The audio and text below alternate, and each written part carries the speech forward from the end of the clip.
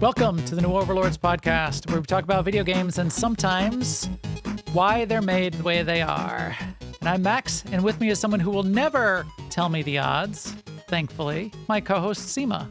Hello there, Sema. I know better than that. I'll never tell you the odds. You could say hi. They're high. That was Alan Tudyk's line in Rogue One, wasn't it? I thought that was the best. Yeah. The best answer to that. Oh my gosh, that's my favorite Star Wars droid, by the way, just so you know. Yes. Well, anything with Alan Tudyk inside it is a favorite. So right. Right. I mean, yes. It's full of Tudyk. How could you not like it? Next topic. moving forward. Oh boy. Well, we just got out of the pre-show where we were talking about romance and adult scenes in video games. Yeah, let's move on from that. Now I just made it even more awkward. Let's talk about some other news. Good news, everyone. Speaking of the odds and us talking about gambling, which we will be talking about in the second half of the show. First up in the news, Star Wars: The Old Republic has its nightlife event started up this week. So yes. I thought we'd mention that because they did, there's a little bit of a game patch notes associated with it, but this is their casino on Nar Shaddaa that they turn into like a little bit of a gaming event. So why don't you describe the event and I'll show some of the pictures here. It is a gambling event. So basically you go to a casino. There's two different ones, one for Imperials, one for Republics, because, we don't gamble with each other. And you play the one-armed bandit style of game. And it's three-tiered. So there's green chips, blue chips, and purple chips, the green ones being the lowest level. So you can get the chips actually by playing the game, or you can buy the chips. They drop with in-game currency. It's all in-game. Yes, low, it's all low in-game. stakes, low. And all the prizes are either currency types or cosmetic types. There's no nothing that would. Yeah. You don't have to play this to min-max your character for rating or anything like that. No power, no pay to win. And it's you don't a very limited set of cosmetic items even. Right. It's just like a little fun side thing. Yeah, and you can't win credits either. It's not a way to win credits at all. Right. So, and if you buy the chips to gamble, they're fairly expensive in credits. So, the best way to do it is, and I think that's how I think it's how it's structured nowadays, is they really are thinking that you're going to go out and play the game and you're going to get the blue chips and the purple chips doing that. You come back and play those and win what you win.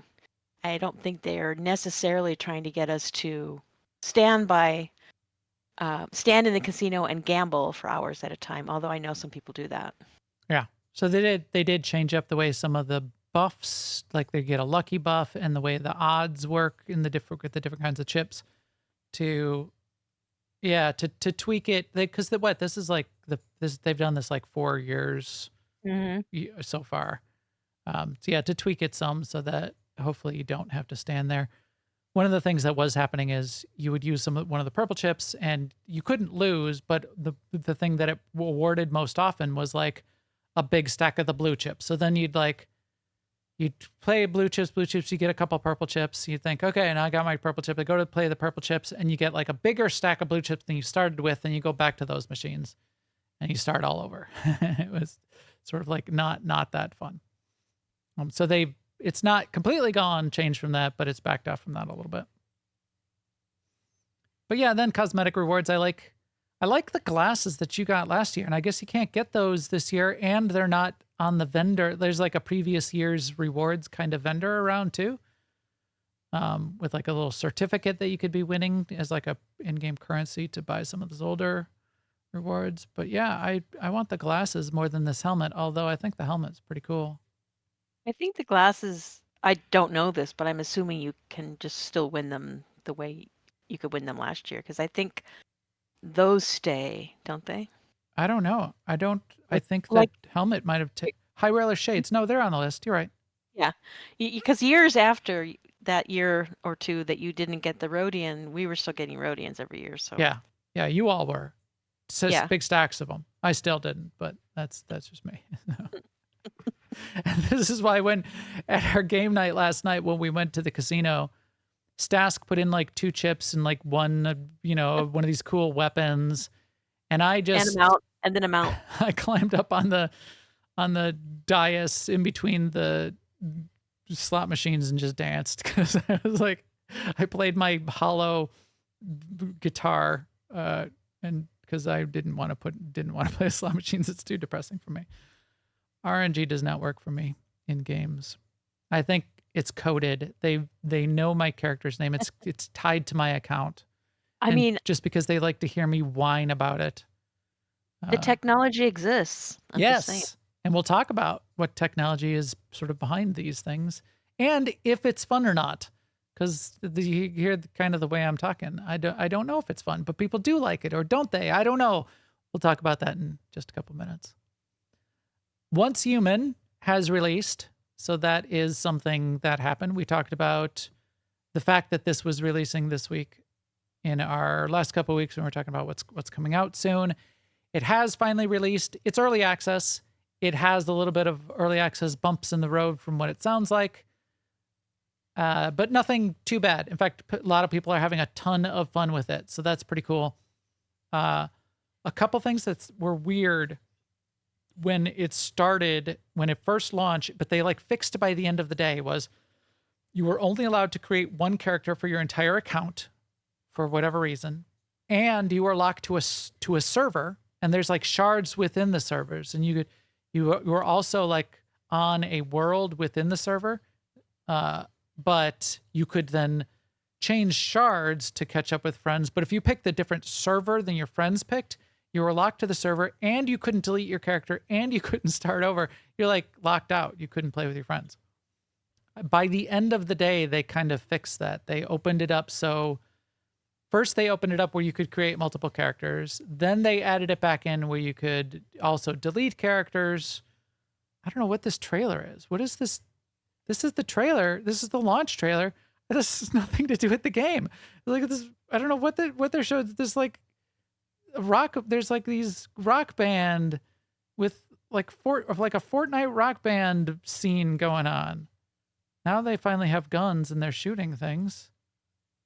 Now it's looking a little bit more like what the game is. I don't know. I like that light bulb spider. I did like that too, but anyway.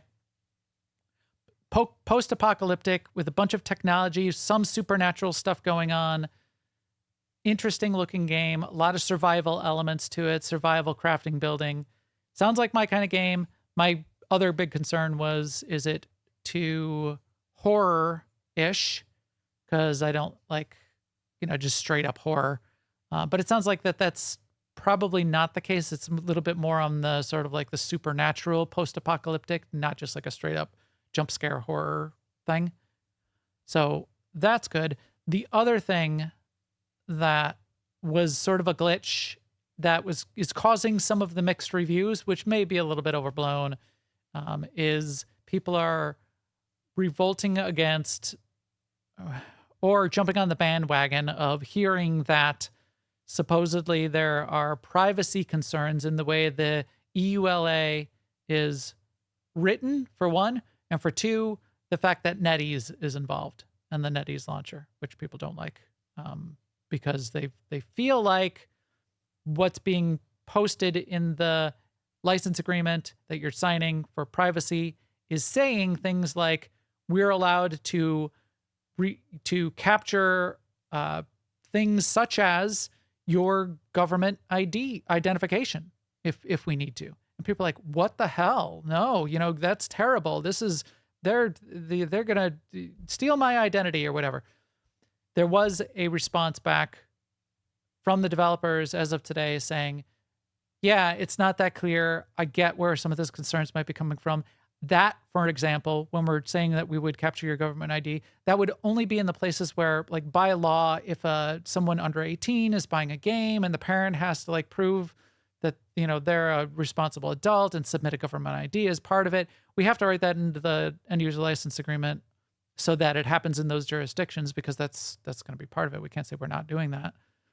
However, it's not very clear. They still are promising to clarify the way that information can just be used and protected, where it's not going to be retained, why it's written that way. So hopefully they'll clean that up, and that will allay some of those concerns. I mean, normally though, I mean, do you say you're trying out a brand new game and you're downloading it and you're getting ready to play, and it gives you that checkbox that you read the privacy thing? It sounds like people were actually reading it. Were they? Or were they watching their favorite YouTuber Well, who watched another YouTuber? So one person read it. somebody did. One person read it and Yeah. put up a clickbait video. Then the other 50 content creators did their version of that version. And then all of the fans, nobody read it. One person read it. Right. You know that's the case. I was elected to lead, not to read. That's right. We know how that goes. And then last up in the news, which we were talking about in the pre-show quite a bit, is more news on how romance and relationships will work in Dragon Age, the Veilguard. And not only will you be able to romance every companion possible, and every companion will be pansexual, be happy to romance anyone in any way possible, they will Player also, sexual. yeah, which is, I think that's the best term for that. Every every companion, male, female, bear in the game will be attracted to the player if that's what you're looking for. But in some way, and this is what this article goes into, they'll even have romances with each other, which are interesting and weird. But this gets back to that question that Sema and I have promised to write a video essay on at some point, or a podcast essay on at some point, is why? Why do we need this? And why do you humans, why is this interesting to you, all you humans? Romance. Why do these games have romance in them? Why is that so interesting and compelling? A lot of people do like it. I continue to think that this is 50% of why Baldur's Gate was as successful as it was, because not only did it have romance, but it had spicy romance, and graphically spicy, and bears. So I don't know. I don't know either. I mean, like, there's, like I was saying before in the pregame, I'm not averse to a nice romance in a book or a movie or a game or whatever, but a lot of people who like the romance in games, I don't think they would read a romance novel or go to a rom-com movie. Yeah. They always seem underdeveloped and rushed and contrived in video games because of the format. You're playing for a couple hours. So one of the things we likened it to were some of the best romances in media take a long, long time. They'll take like multiple books, or, you know, it used to be 20 episodes of TV in a season. And it wasn't until like season 6 when the two main characters, will they, won't they, sort of like finally got together. And you know, I don't know, because like we were also talking about the movie Fall Guy, which had a satisfying romance in it. And literally, if you wanted to, I think you could find one or two speeches for each of those two characters that kind of made it work. So maybe that time argument isn't really true. Maybe. And there are movies where like meet cute strangers type movies, because like in Fall Guy, they had a backstory and a history, and they were together, and you know, so you at least had a sense that there was sort of like the opportunity for a mature relationship. Yeah. Whereas, you know, I pull Gale out of a rock, and 5 minutes later, he's looking at me with stars in his eyes, going, "We should sail off to the sunset. You know, let's get out of here. Let's go grab a drink."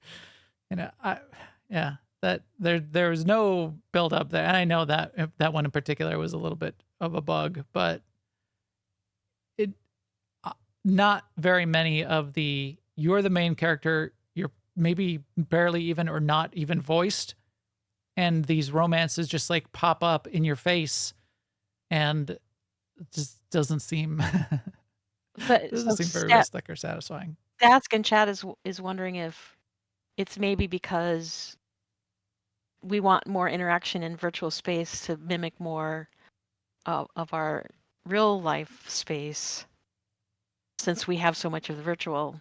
Maybe. It's virtual Maybe. so much. Yeah. It doesn't work as much the other way. I'm not like wishing I could run around shooting everybody in the real world, and I don't Really? shoot people there so that, I like I doing it, totally I get need to that do it in the sometimes. video game because I want it to connect to my real life. I don't have a problem with the disconnect myself, but Sema, yeah, you're up in Maine. It's, different in the backcountry up there. I I have understand. to say though, when I first started playing video games, that was part of it for me because I could just imagine like shooting fireballs at my current boss at the time. Were you were you whispering Avada Kedavra under your breath during meetings? I can imagine. Lightning bolt, lightning bolt, lightning bolt. Yeah. So we'll see. We got to find out what that's going to be and maybe find some scholarly articles on why romance in video games really tends to work so much in different video game genres these days. And humans out there, write in. Tell us how this I don't know. works with your I don't know about species. scholarly articles. I think it would be fun to just talk to a couple people that actually do enjoy the romances and ask them what they get out of it. Yeah. Okay, you do that. I will Because science the hell out of it. That'll make it the really interesting. the quote unquote scholarly stuff I've read about it has been I pretty know it'll be shallow. terrible. I'm a bit of Yeah. a professor myself. We'll get into that. But that's about it for the news. So there's nothing else that big. As I said, I might go off and play Once Human this weekend. We'll see. Yes, 'Cause I'm get still back to us on that. stuck on quite a bit of Star Wars and Starfield lately. We're driving towards, I'm seeing more and more articles, but it's not until about the end of August when Star Wars Outlaws is coming up. That's one of the next biggest releases that I'm kind of waiting for. But we've got about a month and a half before we have to worry about that. Thanks, everyone. As always, thanks to you out there who are following and listening. If you need any of the subscribe links for audio or video for anything that we do, it's all on newoverlords.com. Special thanks to everyone that hangs out with us live here on Twitch or in our Discord, especially the people who say first, which is a thing that we measure around here in these parts. You don't have to be first. You have to be first to say that you're first. We also talk about fun stuff in our Discord pretty much all day, every day. Jump in there and tell us why you like romance in video games. Tell us why it's compelling.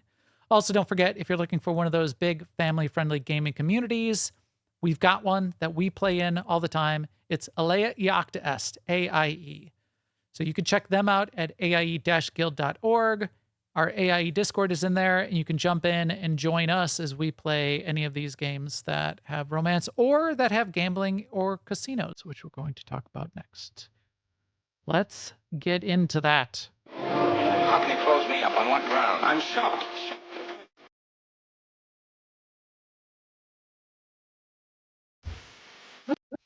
Ask your great-grandparents what that drop-in was from. Casablanca. Shocked to find gambling going on in here. Yes. So I was fascinated and started thinking about this as Nar Shaddaa Nightlife in Star Wars The Old Republic came back, turned back on. It's a literal casino in the game.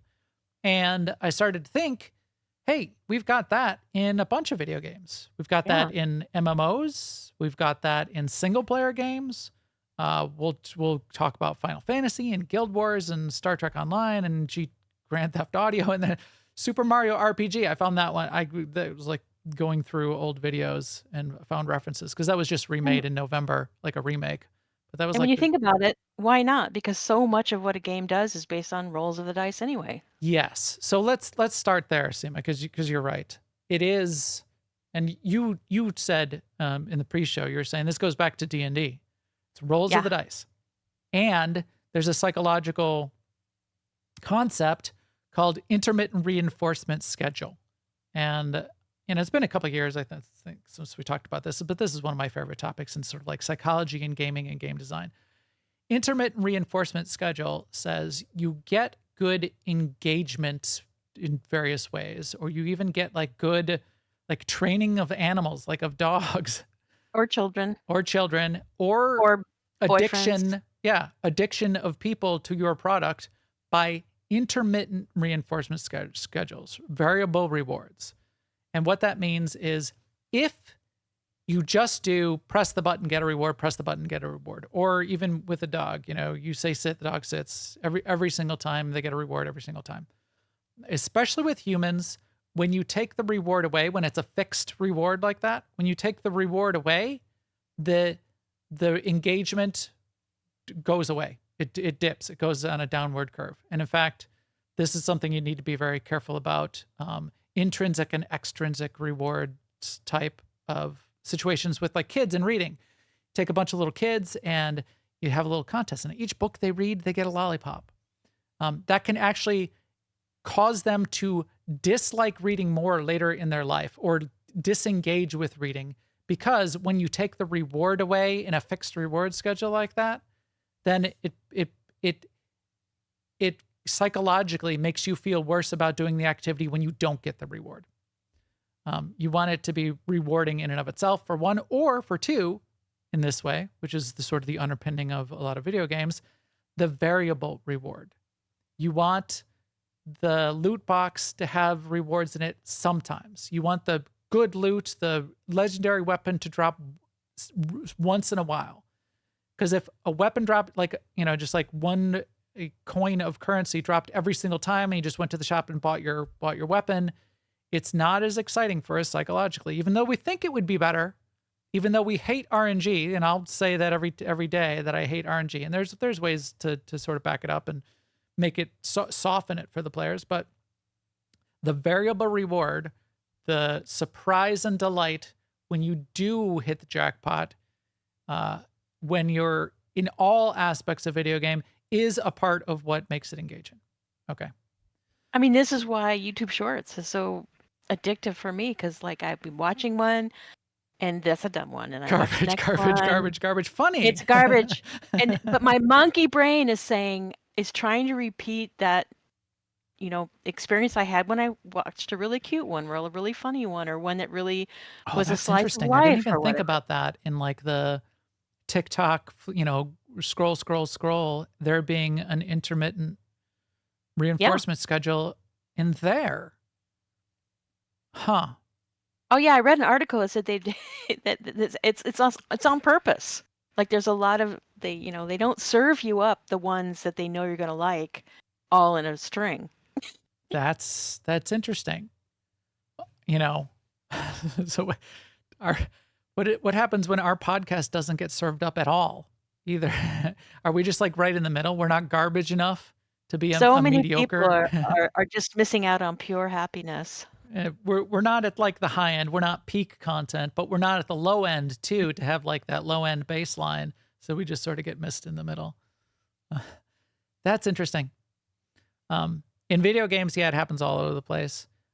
One of the things that we can certainly say is that pure gambling, especially when money is involved and money going in, and especially money coming out when you can cash out, that's well known to be a problem. And it largely has been corrected in the video game industry over the course of the past 3, 4, 5 years. There's strong laws in place, especially in the EU. Some of those are either adopted, or also some protections are in place in the US as well. Other parts of the world, gacha, loot box. It's predatory corrected games. because that was easy to write a law against. They could say, if you have a cash out, it's gambling, it's not legal. Right. Whereas there's a lot of gray area, but that's not it. Yep. Yes. So there still is a lot of gray area. We're not really talking about that part of it.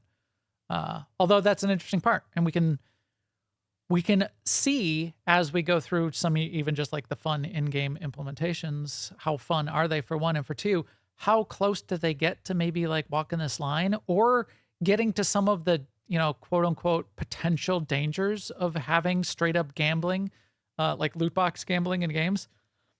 One of them is it's predatory, and it takes people's money away, especially when kids are involved.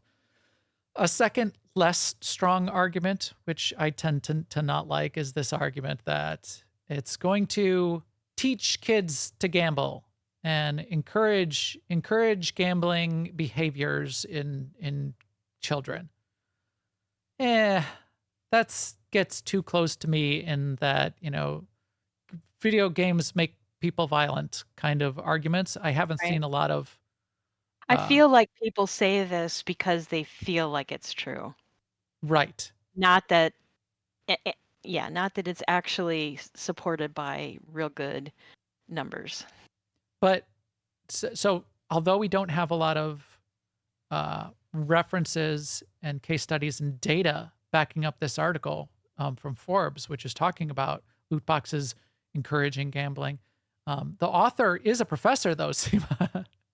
His byline says, "I'm a professor." I'm a professor. Quote, "I'm a professor." So how I can know, you deny? You can't deny the Wins science. again. Because I'm a bit of a professor myself as well. I'm a bit of a scientist myself, Peter Parker. So I don't. The one good point that was in this though is I do believe that it's possible for a parent not to be aware of what their kids are actually spending their time doing when they play a lot of games. So that part where he says, get involved and figure that out. Yes. I totally agree with. Yes. And I think that's a great sentiment, whether it's gambling or violence or Yes. just spending too much on time on social However- media. However your kid is spending their time, it's kind of your job. Smarting up on off that. with toxic comments in general chat and in the barons or whatever. Play games with your kids. That's one of the most fun things to do in the world. But yes, so this less so, definitely more so the predatory behaviors where there's dark patterns and you don't even know how much money you're spending, or you do tap into the small percentage of people that do have addictive, problems with addictive behavior and end up spending $10,000 when they didn't mean to, and like losing their house because you had these predatory practices in the way your loot boxes worked. Right. Or I mean, in the same way that I don't believe that if you drink beer in WoW, it's going to turn you into an alcoholic. right, or the perennial violence Right. arguments that tend to pop up around that. I feel like there's a possibility that your kid could grow up thinking that, these things aren't important because I've been exposed to them and I know you can just walk away or I can kill the bad guy or whatever. That's like the worst I think could happen, which is bad enough. Right. You But I mean, get like numb to the outcomes, but hopefully that kid games are just a part of their life. They're also living the actual real life where they learn these Yes. lessons. Yes. And if you look at the stats of, actual violence in the world, they've steadily decreased over time as the rise of video games has increased in the world over the course of the past 10, 15, 20 years. So there's not a lot of data to support that video games are turning people violent.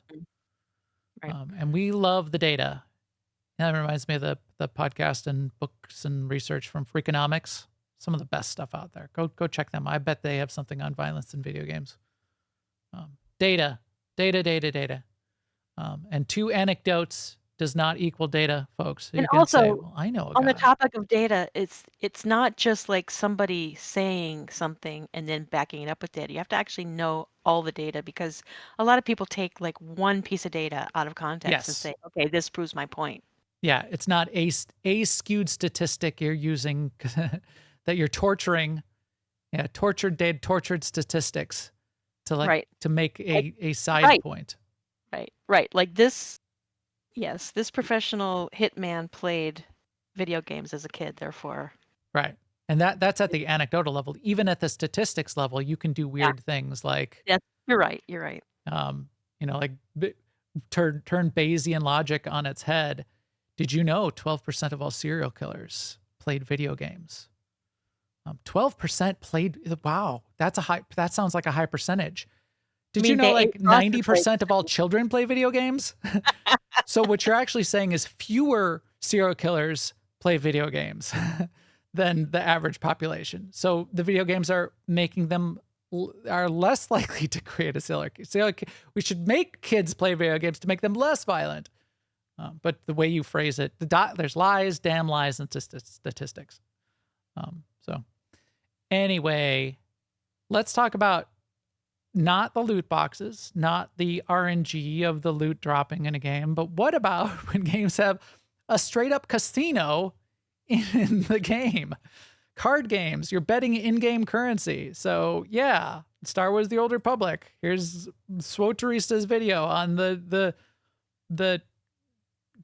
casinos inside of Star Wars: The Old Republic. Here, it's only the slot machines for Star Wars: The Old Republic, but there's nice little rewards. You're using in-game currency. You can spend millions of your in-game currency, which actually isn't a lot, but back when it first started, you could spend like a lot of percentage of possible currency and dump it into the slot machines trying to get these little cosmetic rewards.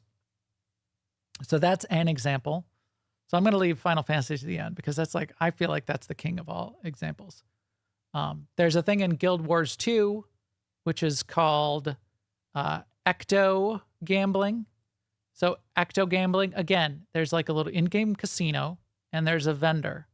And the way this works is the ecto is like a little currency. It's like a little physical currency in your inventory. You can spend this currency at this vendor to get these kind of like little loot boxes. Then you open it and you see if you got more out than you put in, and you can buy it at like a small, medium, and large batch all at once.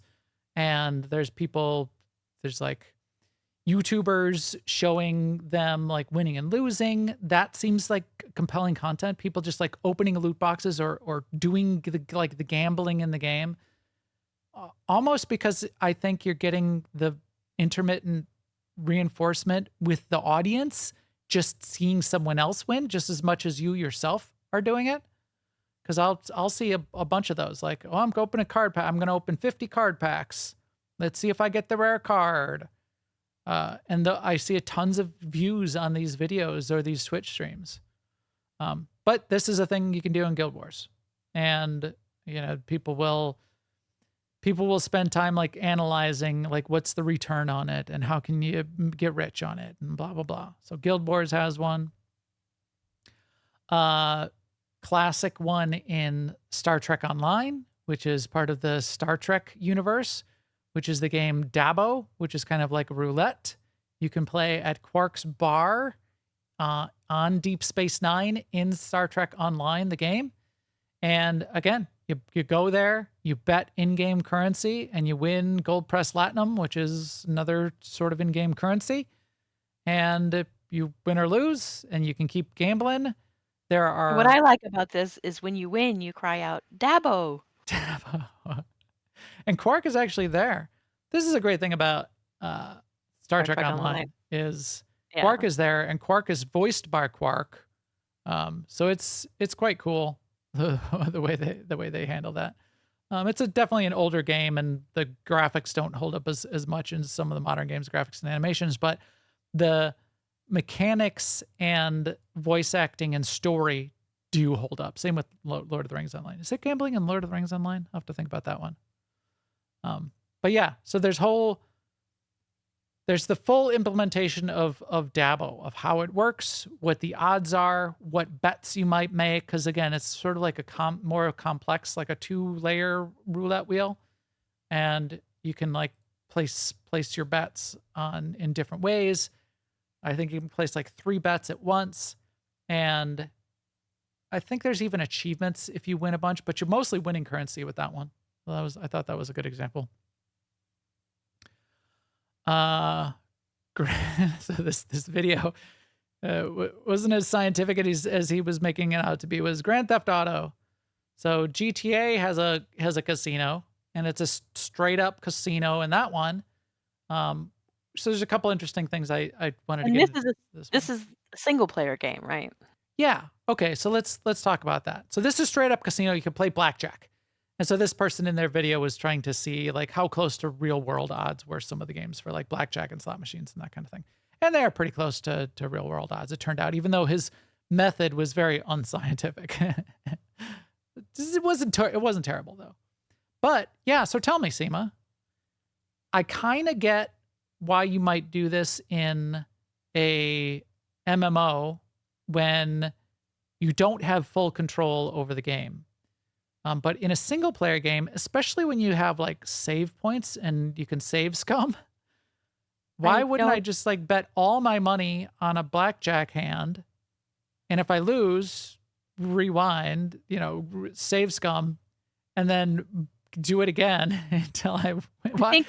I think it boils down to what is fun for you as a player. So like we also compared this when we were talking beforehand to using cheat codes in a single player game. It's like for some people that is part of the evolution of the game for them. They play it, they beat the game, and then they get the cheat code so they can walk through walls and one shot everything. And that's a different kind of fun.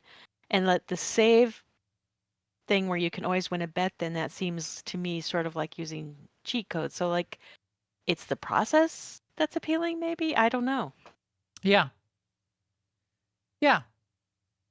I mean, if you can't use the currency to do anything except for, I don't know, buy It's new more, hairdo yeah, I or mean, it's something. more of playing the game. It's more things you can do in the game. You can like buy, I think we can buy more cars and stuff, weapons and Just stuff, like can't you? even me when I'm playing an MMO, sometimes I'm in the mood to do something, that you need to focus on and you're doing with other players and everyone needs to be coordinated. And sometimes I just feel like mindlessly doing something. Right. Usually it's not cheat codes, but who knows? And, you can like from mobile app store or desktop, you can buy just a straight up blackjack game and True. play blackjack. So With yourself, yeah. yeah, with your own bad self. Or yeah. I can maybe I was just gonna say you can do that with when you do that with a game like chess, you're like learning to play chess, but maybe people are learning to play blackjack in that I have instance done that too. to learn to play blackjack. I mean, that was like 20 years ago. But yeah, so, but you can have fun doing it as well. Just, see if you remember how to play blackjack and have fun playing blackjack. So why not put it as a little side game into your broader video game world, just as a little side thing you can have fun doing? Okay, maybe But one thing that's it. that is for sure is like when game developers decide to put money into developing stuff like this for their game, they have some idea what people want out of it. So, Do they? well, yes, because why would they spend the money, time, and effort to put it in the game? Right. Unless they're, It doesn't just appear there. and it does, yeah. I mean, there's development time and effort. I wonder though, and this sort of just gets to the question that we'll ultimately ask ourselves, do you like it and do I like it? And would we recommend that the developer, if you and I are their only audience, would we recommend that they do it? And we'll ask that in just a second. This one I wanted to bring up because I thought it was a good further example. Super Mario RPG from 1996 has a secret casino that you have to like do all these extra things to like go and find. It's almost like an Easter egg thing that you have to do. You have to like talk to this guy and you have to like win his little ball toss game 10 times in a row. And then you go to like a secret area and jump in the air and reveal a hidden platform, which allows you to jump up on a wall. And then you walk off the side of the screen and you end up in his fancy little casino. And there's like a couple games in there. It's like really sort of small little areas. There's a couple little mushroom people that allow you to play like a little card game. But okay, so here's like a little Mario's even got a casino going on. What's the deal with that? So these are all over the place, and you're right. So somebody's thinking this is a good idea, and not just one. Lots of game developers are thinking this is a fun little good idea that they should be doing. I tried to think about this. I don't think it exists, but what about World of Warcraft? There's nothing actually. Was there any like gambling in the game itself? because there is another dimension where players are making it happen themselves. But in the game itself, I don't think there No, was. I think I mean, I'm not up to date on like every little wrinkle in the current retail version of the game, but I don't think so. I mean, playing the game in general is a gamble, right. but there's Right. there's not a betting system, there's not casinos. There's not. Um, Yeah, I don't think there is. I don't think there's anything in WoW that you pay currency for to get a box and that you don't know. You pay currency and you know what you're getting. Yeah. Yeah, there's RNG all over the place, but not Right. as like a game of chance where you're using in-game currency to play the game of chance within the game. But that does bring up another dimension which does exist in WoW and is a little bit fuzzy, but seems to be these days against Blizzard's terms of service, which is a player-run casino or player-run games of chance. And this exists in a bunch of MMO style games where there's sort of a player economy. Yeah, we've seen it in WoW and Star Wars: The Old Republic. I think any game where you have a community of players, this will crop up. Right.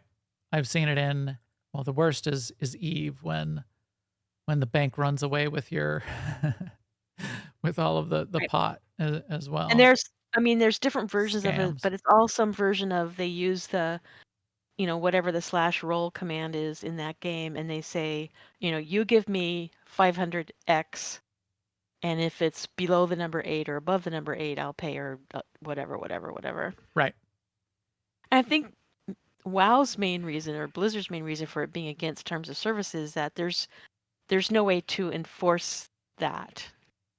There's no way to enforce it being on the up and up. Like, instead of having a policy that says, hey, if you risk your gold, then that's your problem, they just have a policy that says this kind of gambling is illegal. Yes. They've categorized it in a couple of their dev posts under as falling under their scam policies, scamming other players, which again is fuzzy because it just makes snippets that they can't do anything about, really. Right.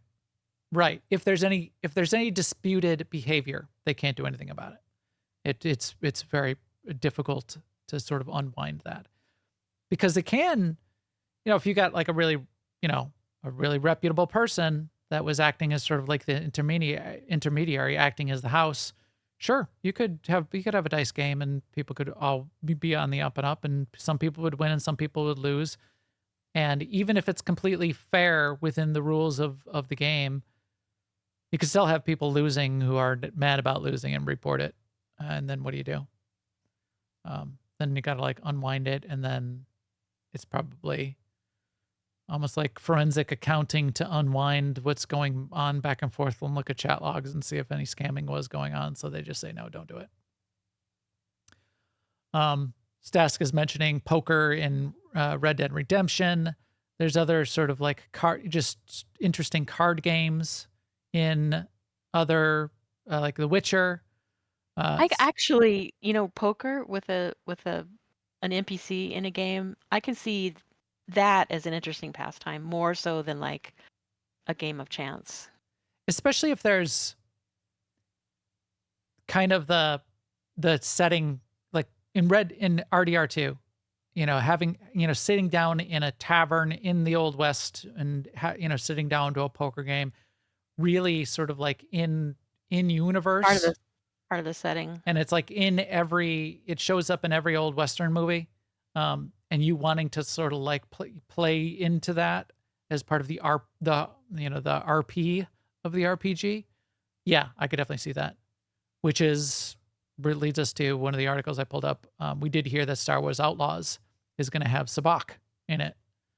Same thing. Go to a wretched hive of scum and villainy and be able to play actual sabacc in one of its pure forms, which hasn't really been well represented in Star Wars video games to this point. Will be interesting and probably fun for a lot of people just to try out, because as you say, it's really part of the lore. It's part of the world.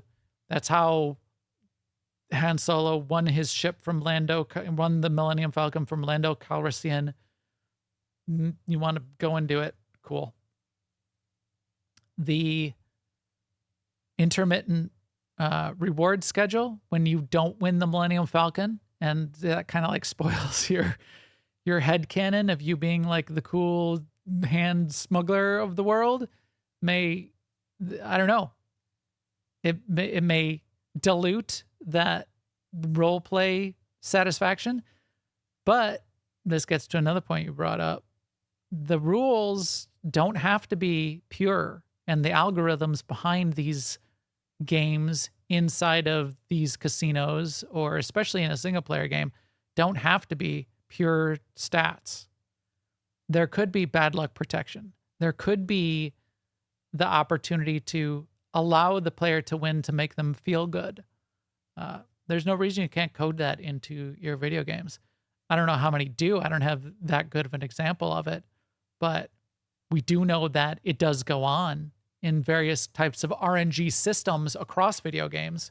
When you buy a new, there's multiple games that have done this. When you sort of like buy a new character unlock or a new weapon unlock, there have been games that have sort of increased your win rate and your power rate for a little while to make that feel really good and make you feel good about your purchase. They certainly have to be careful of that, especially in a multiplayer environment. But in a single player game, why not? Why not make the algorithm to make the player feel good? It's a fantasy, right? Maybe that's a way you can go with this to really embrace playing into that feeling of being part of the game of chance that's part of that world and part of the lore, and then still like weight it in the player's favor so that they feel like they're also part of the winning story, which are always tend to be, you don't have a lot of the very famous gambling scenes in media where the main character just loses. Unless it's like Austin Powers, where it's played for the humorous value. But James Bond wins, Han Solo wins. That's kind of the way it goes, and make your players win, and maybe that's a fun part of it too. All right, so let's wrap it up, Sema, with what do you think? Do you like straight up gambling in games? I have to compare it to like Star Wars: The Old Republic, the gambling in there. I like getting the rewards, and I like it when we play as a group. Like we're hanging out in Discord and everybody's sort of playing it. But when it comes to using my own game time, like coffee and contemplation, I rarely go for the gambling game. Right. It's just not interesting enough. Right. I agree. I think it's not interesting and compelling, especially if it's just a straight up RNG like the slot machines. Now Stas Stas is making the point that, poker isn't just gambling. It's not just RNG. There's a skill element to poker. There is, but not in a single player game. In a single player game, it's RNG. So even there, I will not be very compelled by that kind of gameplay. Blackjack, poker, you can learn the best, how to get the best outcome, but you can't bluff. There's no bluffing in a single player. You can't bluff the computer. It knows what your cards are. If you're playing against other players, that's a completely different thing. High stakes poker, I don't know. Even digital for digital currency. I think you can I'd bluff. take that out of that. You can bluff. Like if you have like high charisma, then the software could say, there's a XY, this amount of chance that the computer will believe your bluff. Even though, yes, the computer does know your hand. Yes, software can say. But that's and the then you as fancy a player, skewed algorithm. Right.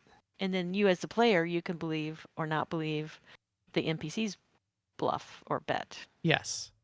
But I would still count that's you're Yeah. not actually bluffing anything. You're the computer is allowing that fantasy to play out. It's an algorithm that's just saying whether or not, it happened. It's still a roll of the dice that's Right. going on there. Still RNG It in the it end. it could make sure you win the grand prize jackpot on the slot machine too. That doesn't mean it's not fake.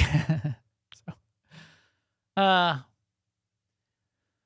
Forcer saying it would apply to every game system. There's Yes. well, Yes, you mean like in it the video does. game, every game system, they can be skewed, or it's all sort of like fake under the covers and behind the scenes, or there's the potential to be. Yeah, definitely. Yeah, that's what That's games are. going back to either they're pure RNG or they're RNG with an algorithm on top of them. And the best ones, I think, should be have an algorithm on top of them to tune them to be the kind of outcomes that both the storyteller of the game would like to have happen and how you'd like to engage your players. But yes, this is exactly how the games work. And the games where there's too much prescience by the by the game aren't fun, because you can feel like the game is cheating, and people who are playing Elden Ring right now will say, "Oh, the game cheats because it knows, as soon as I do this thing, then the boss does this. Like as soon as I back away and like try to take a drink of my heal potion, the boss pounces because it knows." Well, yeah, it knows. But then there's ways to get around that, and that's part of the puzzle of figuring that out. When it's too much of a scam, where it always like there's like a hide and seek going on, and you always get found because the computer just knows where you are, and it's telling the NPC to come find you. That tends to get not fun. The game designers that do it the most cleverly, like where there's that one Aliens game where there's actually there's two algorithms running. One that's telling the NPC to go to a particular area, and the second, which is the discovery algorithm if the NPC actually sees you. And you'll see this kind of happen in some of the Bethesda games too, like in Fallout. If you're stealthing around, the enemies will get alerted and might just start firing randomly in your direction or running to the area where you were, but they don't know that piece of the algorithm isn't telling them exactly where you are and to run and discover the player. It's telling them to run to this area, and then there's a second algorithm, or there's a second roll of the dice to saying, well, when they get close enough to do they discover, and we're going to check that once a second. Sure. Put all of those dice rolls, get some good algorithms going, get that game of chance going so that there is an intermittent reward schedule. So when you do sneak really, really good, it feels good. And when you do open the right loot chest and you do get that good drop, or the cool legendary does finally drop off the boss, these all come together to make our dumb brains feel good when it does work out for us. Or another way of looking at this whole thing is like in those games where the gambling aspect is done exactly the same as the game in general, then the gambling is fun and it's fine. If the gambling is done in a way that seduces you into using real money or some other dark pattern behavior, then that gambling is not fine. Yes, absolutely. And the inclusion of just straight up regular real life games of chance, like slot machines or poker or roulette wheel, those kinds of things, or their fantasy equivalents in games, still might be fun because it's kind of fun to play that kind of thing once in a while, even for pretend money, and just see what happens. Or for some people it might not be, but that's okay, because a lot of these game worlds have a bunch of features that may or may not be fun to different segments of the players. Fishing. Some people like fishing, some people don't like fishing, but that's okay. So maybe that's why they're there. It's another dimension to sort of fill out the plethora of features and make the world feel more alive. To have I mean, a casino or not. fishing is a great example, because fishing to me is worth doing because of A, B, and C that happens in the game and with other people. Like you can sell them stuff or you can cook for them or whatever. And If still you might have the intermittent reward of getting the really good fish that's really expensive too, right. or pulling up a But chest. if on Steam there were a game of fishing, single player game, I wouldn't be interested. But some people would. There's fishing Yeah. simulators out there that are, I'm not yes, I Yeah. know. yeah. So, I yeah. know, but that's kind of my point. Right. Right. Especially when it's meshed into the world, either from a story or from, as you're saying, from like a resource gathering perspective. And there is the dimension of it at its base that's straight up resource gathering, and that has its own reward, just gathering those resources. That makes it interesting and fun too. Yeah, I like that. All right. Well, yeah, the first time it came out in Star Wars The Old Republic, the Nar Shaddaa Nightlife event, I played the hell out of it. Tried to get every single reward. The second time I played it some. More recently, I barely played it all. So by the end, when you're playing the rest of the game, like when we're doing our group fun nights, there will be these chips that'll be dropping. Like you might get an Emperor chip drop off a raid boss.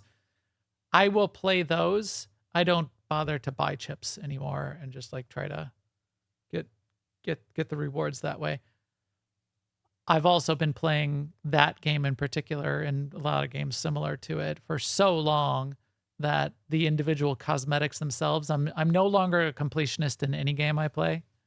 So getting that particular cosmetic reward, unless there's a really cool one, getting yet another that's just going to go in my collection that I'll never take out and use isn't that compelling to me.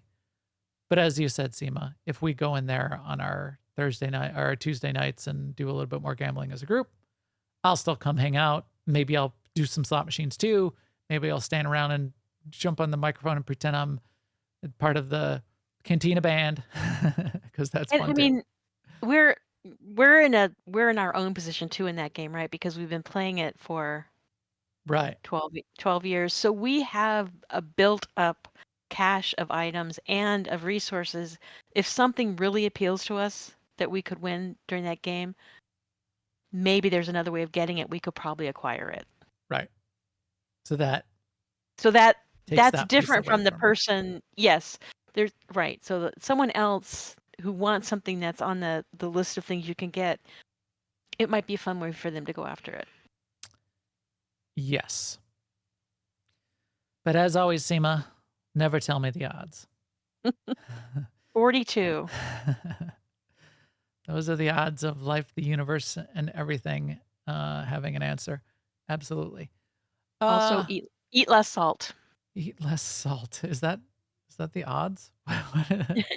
That's the answer to life, and That is according to Monty Python. Eat less salt. All right, Sema, let's transition just a little bit and just, I think we don't have to go too long, but let's find out what else we've been doing as well. It looks like meat's back on our menu, boys. No way. God, finally. I kind of like the magic bread. All right, Sema, what's been on your menu lately?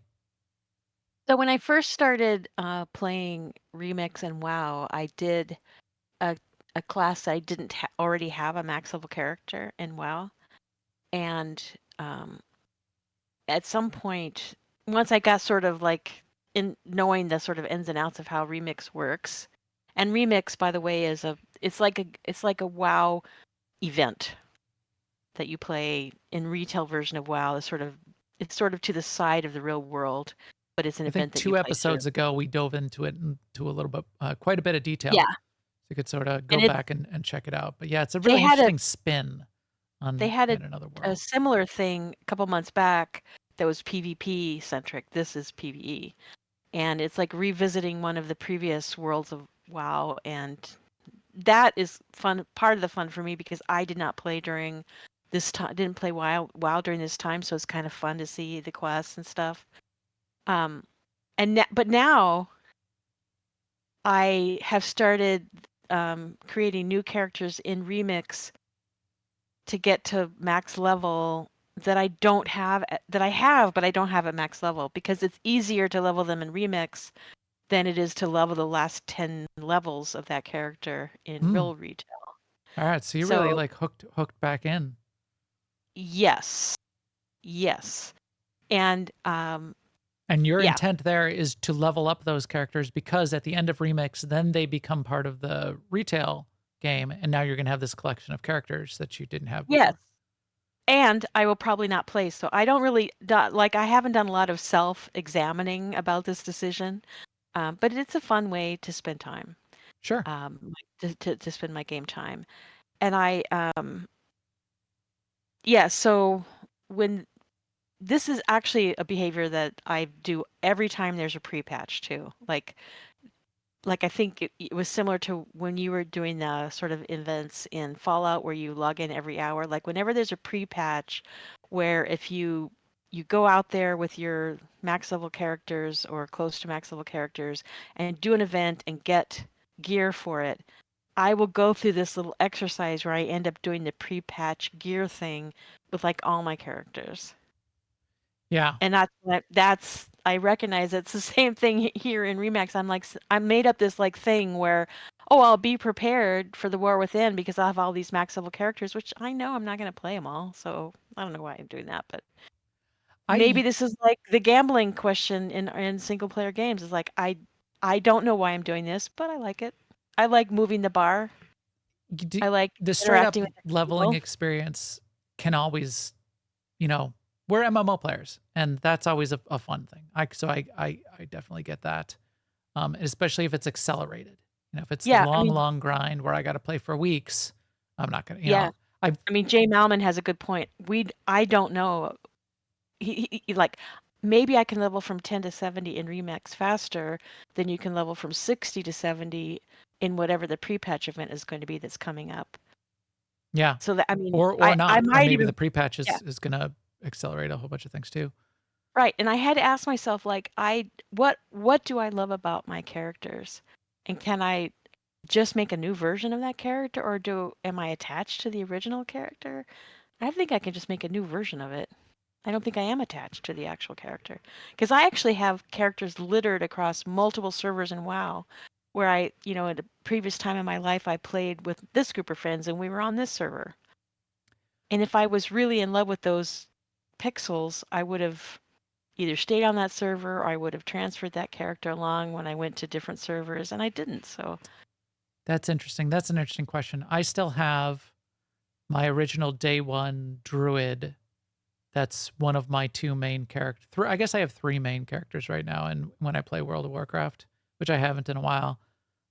But I've made day one druid, who used to be a female night elf and is now a male tauren, because I did like race change and server changes, and I did bring that one along.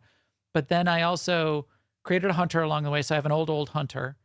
But when I started to play more on the Alliance side, I almost said Republic. On the Alliance side, right. I recreated a new character, another hunter, and it was kind of really refreshing to not have like all the detritus in the inventory and And through time, WoW has become more and more agnostic to your character. And by that, I mean, originally it was hard to leave a character because that was when you had all your achievements with.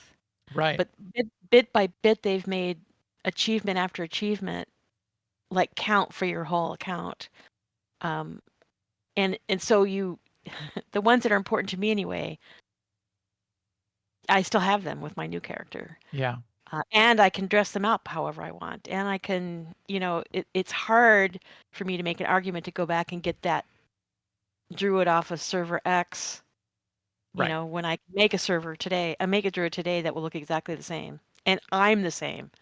And the on more and different more that they I'm- push to sort of like the account wide or at least the server wide, achievements and reputations, if they get to that point and all of those kinds of things, I think the better, because then, then like I can start new characters anytime I want and feel good about it.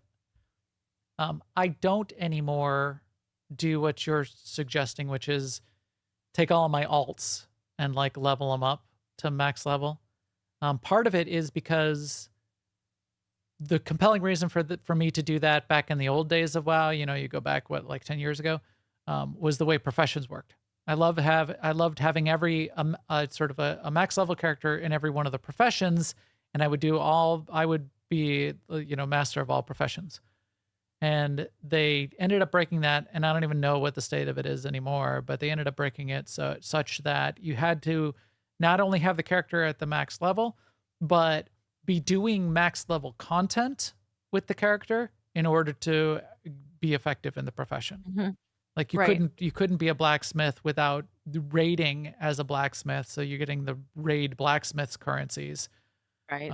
Whereas in the old days, you could just take your main character and raid and take the materials and send them to your blacksmith, and your blacksmith would make a thing. And once that went away, Or then yeah. my need to Yeah. have those other characters And in to my be mind went clear, away. when I say my alts, I don't have every class and every race. It's just my Sure, favorite especially not ones I anymore want these to play. days. Yeah. Right. But yeah, yeah. I'm gonna check out professions in the War Within, but I don't really expect them to be like there was a little bit of a backlash with how professions worked in Dragonflight, which is the current retail, because they got to like a level that was very complex. Yeah, even And I don't Gathering had like tiers and weird thing going I on and hate to use the specializations. word backlash because Yeah. I don't know, it sounds like people hated it, but if the War Within builds on that or even simplifies it only a little, I'm just going to leave crafting up to other people. Yeah. Right. And I do like focusing on one character too. So I feel like it's sort of I have both. I can do either and it'll be fine. But this way I can pick my character. Do I want to be a priest? Do I want to be a druid? Do I want to be a mage? Do I want to be a rogue? Yeah, that's cool. And you've got a group where having that Yeah. opportunity to switch back and forth could be really useful. Yeah. Or like, basically switch out, switch to another class. Because it's not super easy to switch back and forth when you have a group that's progressing in content. But if there was sort of like a milestone point where something needed to change, having the opportunity or at least being halfway there and The other just thing needed to about gear up or remix something would be great. is you can use it to get a Myths of Pandaria rep grind that you never did. Yeah, you mentioned that. And I've been thinking that's not a good use of my time because in the War Within, reps are going to be account wide. But actually, I did some reading about that and I did not understand that completely correctly. It's the War Within reps that are going to be account wide. Oh, but not the old reps? No. What? And they're like, the idea is that over time they will bring them into the fold, solve each problem as it comes with, because like some of the reps, were only available to some factions, and I don't know what the issues are, but the reason that the reps are going to be account wide in the War Within is they're structured to be account wide. Okay. It's a whole new Interesting. system. So I'm like, I was thinking, oh, well, I have this rep on XYZ character, so I don't need to get it. Now I don't know. But anyway, It's the I'm complications of trying not having to- a live I'm not- service platform that's been around for 15 Yeah. years. right. Also, yeah. And changing core Whatever. systems constantly for good reason a lot of times. Yeah. And to keep the game fresh and interesting. But yeah, I didn't even think of that because I was just thinking, well, just do a database merge. What are you talking about? You can't make the reps account wide. Yeah. But and it's a good I point. don't think they're. Yeah, I think that like what people are saying is like at BlizzCon when they announced account wide reps, that was maybe the biggest reaction from the crowd, aside from people seeing Chris Metzen. We loved when they and did then- it in Star Wars. Right. And so when they said, oh, but we meant, just the World Within, which was like months later when they said that, people are responding with like you did. What? Yeah. Which it's been well known for a while now. I just didn't know it because I don't do my homework. Yes. Well, there's a lot of games to be doing homework in. Yes. We don't necessarily keep up with every news item and that's- every patch note in wow. every single game. I also am working on this thing in Star Wars: The Old Republic, the Bessie thing, and I'm to the point where now I see why we need to be able to buy training modules for Bessie that are for a particular area. And that is because the goal set that I have right now is I have to do 5 training modules in CZ-198 and 5 in the Black Hole and 5 in IOCAF. And so that's what I'm working on. And I log in every day and do a little something. Yes. And that's I do a working little pretty something towards well. that. And I do a little something usually towards Galactic Seasons objectives too. And then in the meantime, that usually makes progress also towards Conquest. Yeah, so that's their new little system that they implemented, the sort of the venture system, and this Bessie droid, which would ultimately become a full-time companion. I think it could have been a little bit more interesting than the way it's implemented, but this is their first, their first attempt. Like right now, having to do the level that I'm on, I need to do two daily. I'm not that hot on doing dailies, but the only way you can progress this thing is by doing dailies, right? And now for this tier that I'm on, like 5 out of 11 or whatever, I have to do two dailies in each of 3 specific daily areas, and I have to do each of those daily areas 5 times. So not only do I have to like do dailies on IOCAF, which I wouldn't normally do, and isn't my favorite thing to do in the game, but I got to do it five times. Why do you have to do it 5 times? Because you have to. That's one of the checklist items. You have to get 10 of the currency, and 5. You have to complete that training on IOCAF 5 times. Oh, I see what you're saying. Yeah, but Yeah. you only have to do 2 each time. 2 of the missions. Yeah, you don't have to do the whole area. No, yeah, just two of the dailies each time you go out and do it, and you have to do that round of 2, any 2, and I always pick the easiest 2. Yeah, you have to do it If 5 times. I wait till the next day so I could do the easiest 2 again because they reset each day. Yeah, you could, like, if there's 10 dailies, I think IOCAF has like 6 or 8 dailies. Yeah, you could do 2 at a time, 4 times, all in one day. I don't, because I'm just gonna do it the easiest way possible, and do it over time because that's what you're supposed to do. It's supposed to be like a little thing you dip in and do over time, which I kind of like that kind of system. So if I do that, and I do like my 2 in CZ-198 or whatever, and I still feel like playing, I just switch to another character and do 2 in CZ-188 again. Yeah, I'm doing it all on one character, which is potentially a little bit of a flaw, but in my mind, simplifies things in a separate way. I don't have to worry about What? Well, I've got other of the missions all on one character. So they're the little sort of the mission sets that you get. If I was buying a new mission every day for IOCAF, which I'm mostly doing on the one character, yes, I could go to my second character and buy it there. But because I'm doing it really repeatable, doing it all on one character, knowing how that, what abilities I have, it just makes it kind of like easygoing, mindless. I don't have to switch to an assassin and then do it on an assassin. But I mean, I have like a handful of characters that have missions, so I just log into one of them and say, "Do you have a mission for this area?" No, I'll buy one. Go do it. Yeah, see, I could as well. Sure, I could do that. But that's if I want to. I would also would wait to the next day if I wanted to do that. I would then like get out my spreadsheet and put a mark by each of the characters that are, that have unlocked Bessie and are ready to go do the Bessie thing, and maybe have some of because there is a secondary, that secondary currency. I don't even know what, I think that doesn't matter. I think that just counts in the legacy checkbox anyway. So that's not a problem, but you are getting the extra training missions for other locations that you could do to fill in from a currency perspective to hit your caps for the week. And then how many characters do you have those floating around on now? I would have to spreadsheet it out, and it's easier just to do it all on one character and very casually. Because again, it's like a casual thing, and there's multiple ways you can go about doing it. I kind of like that it's a casual journey, and I like that idea of a journey. I wish you could progress that journey by more opportunities of checking things off the list for the same amount of effort potentially, but not having to it just be well, now you got to go do 2 dailies on this planet. Now you got to go Right. do 2 dailies Like on this planet. in this section right now, you have to get like X number of the, I don't know, learning fragments or whatever they're called. Those I already got, but now I don't have to meet any other criteria except to do these 5 training modules. I wish they Yeah. had a little more synergy. Right. Yeah. But again, first implementation of them figuring out this venture system. And I like this. I like the structure. I like the point. I like of having a point to log in. Yeah, exactly. And I don't mind doing dailies. Right.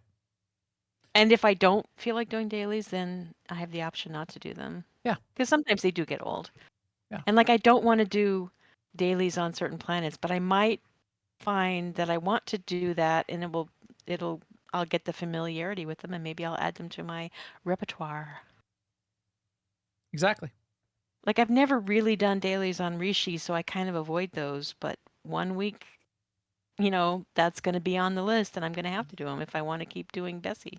And then you'll figure it out, and then you'll have like Yep. your favorites. And Yep. are you like making notes on all of these? I did start a set of notes on like which were the easiest to do in each of the locations, so I would remember. But I'm not keeping up with it. I'm just like knowing it. I need to remember to write it down and capture it. I should, because I feel like I just know it. I'll just know it, but that actually never works. You've made lists before that other people Yeah. have gotten a lot of value out of, especially I like the have. ones that you can stealth really well. I'm not doing any stealth. Right. I mean, one thing about a lot of things that Broadsword is doing with Star Wars: The Republic, I really respect, because instead of nerfing the stealth stuff, I mean, there has been a little bit of like magically the mobs can see you even when you're in stealth. yes, But what they're doing is they're bringing up the value of not being in stealth rather than nerfing stealth so much. So like with a lot of this Bessie stuff, yes, I can stealth through certain parts of it, but there's also a value to killing with her. right. I like that. That is a good trade-off. The dropping of the blueprint fragments, which was for just sort of a little bit of a different system, that was part of the season system and one of the achievements. That was also something that is sort of like no point in stealthing, because you're trying to get you need to kill more and more mobs. Well, I mean, I don't precisely agree with that, because I stealth as much as possible in the Galactic Season stuff, and I'm within 120 fragments of having the 1500 I don't know how you're doing that. Are you? operations, I guess. Yeah, I guess just extra operations. Because there's a lot of people that play every week and are still like 300-400 off. But I mean, there's quite a few people that have done it with just playing two. So I did farm one time when I got about 40 from that effort that I was farming. Yeah. So, But that's an I'm not example saying where there are situations where, again, you get Right. rewarded by killing everything. Other times you might get rewarded by just getting to the objective as quick as you can. And here's I my like that. here's my plan. I have a plan, Oh, really? which is, yes, the next time, once I get out of this part with Bessie that I am in, and I get the next series of times that I have to get, like, well, I forget what they're called, but the fragments that you have to get for Bessie's, those drops, I'm going to go where those drops are and pop the bonus thing for the Galactic Seasons fragments and farm them both at the same time. Great idea. That is a good idea. I think, but yeah. I know. I don't know if it's gonna work. It'll probably prevent either of them from dropping. I don't the fragment currency I think you get by completing the daily mission from Bessie, not as a drop off mobs. No, there's drops. Is that It's a maybe I'm different- not to it's a- that level yet? It's a different fragment. I forget what it's called, but it's like you have to get 10, and they drop when you have Bessie with you in a certain area, and they drop, and they're a green drop. What are they called? I have those. I'm almost done with all of those, even though I'm not done doing the 5 sets. But I thought those were rewarded out of the reward crate that you get from completing the mission. But maybe I'm wrong. Maybe I'm getting those along the way and Yeah, not deleting them and not even realizing it. But again, I'm killing everything because I'm playing it on my mercenary and just shooting everything there is. So, what have I been playing? Well, thanks for asking. No, I'm sorry. I'm looking up what they're called. Yes. So what have you been playing, Max? I've been playing Star Wars: The Old Republic, doing that little venture system that we were just talking all about, doing our little fun nights. We still have some hard things that we're doing on Thursday nights and easy things that we're doing on Tuesday nights that are quite fun. Our Tuesday night, just fun with people and being able to have easy things to do, but then provide us a lot of opportunity just to joke around and have fun and talk about the latest episode of The Acolyte or whatever we're doing. Trying not to spoil things for people. Doing a lot of that. I am playing a lot of Starfield though also. So I'm playing quite a bit of Starfield. I finished all of my playthrough. I haven't been this into a single player RPG in a long, long time. Pretty much ever, I guess. I don't tend to play that much in single player RPG games where I'm sort of like 100%ing the game. The only games I'm kind of 100%ing are MMOs, where I'm like getting into the end game content and playing it. We're all playing together. We play for, play with groups. The only Steam game I 100%ed the achievements in the game is No Man's Sky, because that's sort of like just like a chill. It's multiplayer, but pseudo multiplayer, but multiplayer enough where other people are playing it and we can see each other's stuff if we want to. It's kind of a fun way to play that game. But their journey system is the thing that I really appreciate. And those achievements were sort of restarting the game. Starfield, the new game plus being sort of a meta concept drove me for quite a while. And I got to the end as far as you could go. You could still reset again, but there's sort of no bonus for resetting anymore. I reset it so many times that I got all of the possible bonuses for resetting. And now I've settled into a new version of the universe. And I'm playing through some of the storylines that I didn't play through before. So I kind of want to play through those storylines. And I'm finding myself having fun playing through the storylines, and I still want to play through them all. So I'm doing like the Freestar Rangers now, and I'm going to finish the Freestar Rangers. And that's not the part that I had the most fun with. I've spent, quite a bit of time and had the most fun with, as you could probably expect, because I love the survival games, building the outposts and gathering materials. And now I've got outposts connected by these platforms which connect to other outposts, and then there's just sort of like an NPC transport ship that flies down, and you have to pipe in helium to power those transports if they're going out of system. And now I have a network of about 8 different outposts that are bringing all of the tier 1, tier 2, and some of the tier 3 and tier 4 materials, both organic and inorganic. I have these barns where I have creatures from the planet that are farmed for their organic resources, and I have these greenhouses, and that took me so long. And what are the rewards for doing that? Is that going to make me really powerful in the game? No. Could I have just gone to the vendors and collected the materials I needed if I needed to upgrade a gun? Yeah. So it's like totally not worth it, except to have fun doing it. So I've got big spreadsheets, which help me understand if I'm going to go build a new outpost on a new planet. Half the skill points that I've invested since the end of New Game Plus have all been to make my outpost skills better. So there's that whole part of the game that I wish had more impact, sort of on the core game, but still, now I can make food fast, and I don't have to go to the food store to buy food, because they've turned on some of the survival mechanics where you don't want to run out of the food buff, because you're 20% weaker. That, and then spaceship building. So I did a bunch of time in spaceship building.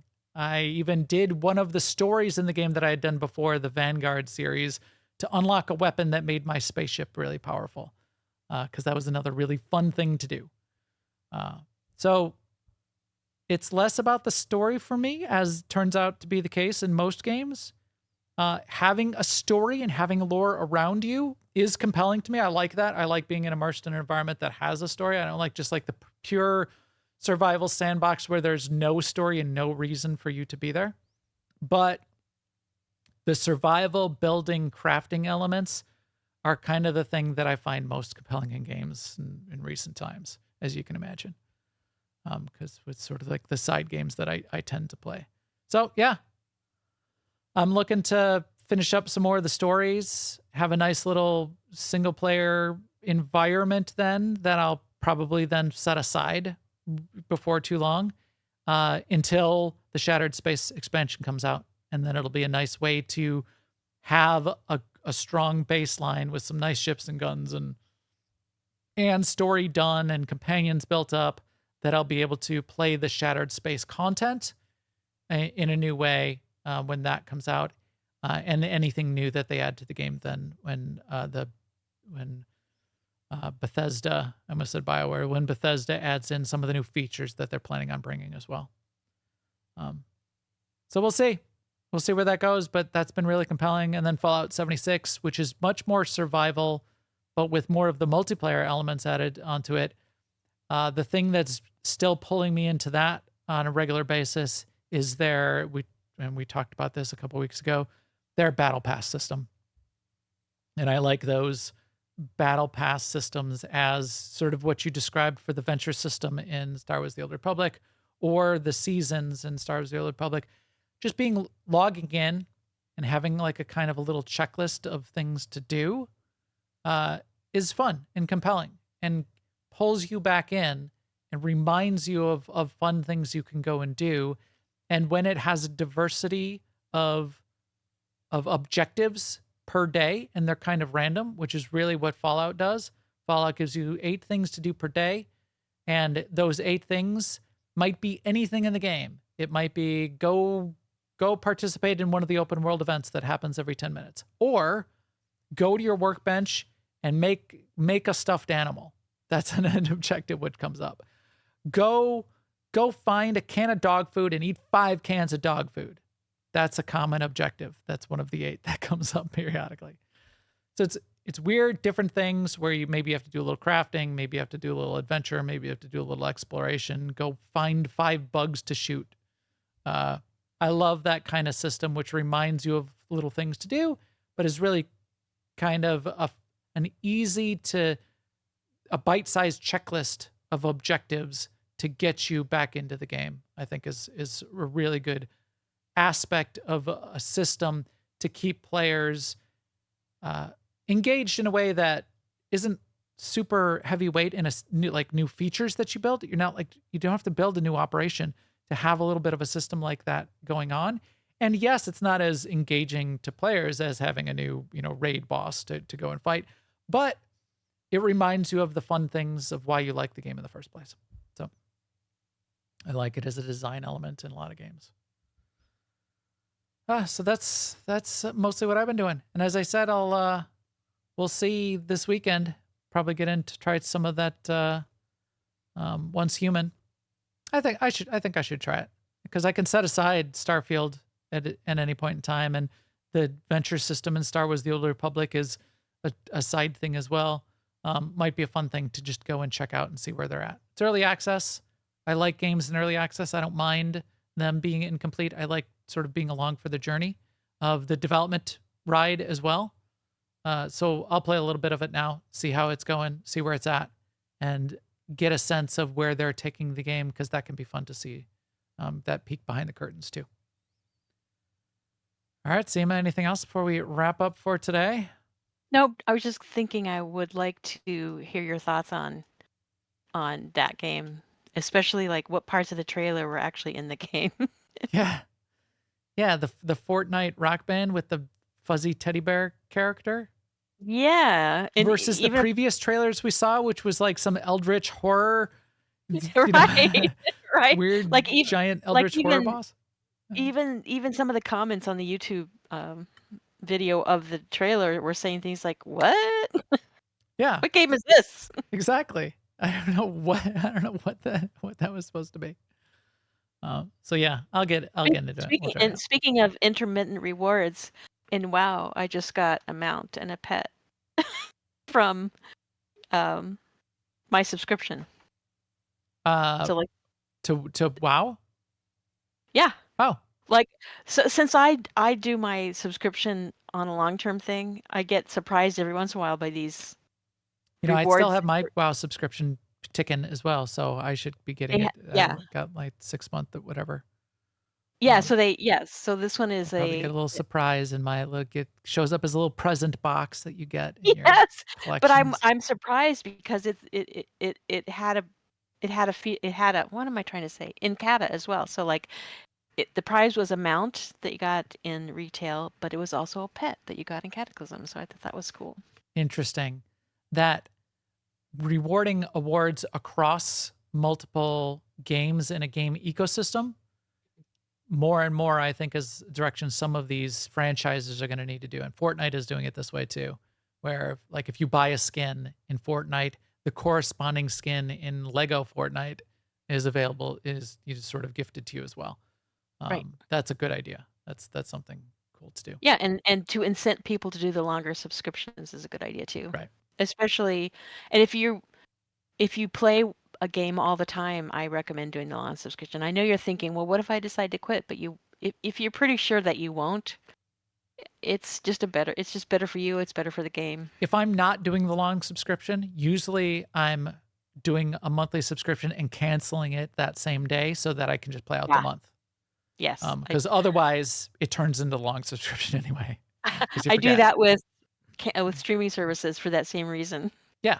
Because then you got it for a month and then it's off and you're not just doing it for 6 months anyway, whether you wanted to or not. Good tip. Pro tip right there for you folks. All right. I think that's it for today. As always, thanks to all of you out there for following and listening. If you need any of that's the mid break read. I meant to say that's it for today. All the subscribe links are on newoverlords.com and the videos on YouTube, New Overlords. Please come chat with us in our Discord at newoverlords.com/Discord. And you can also follow on all the social networks and we'll keep you up to date there too. And with that, we will talk to you soon. Later, everyone.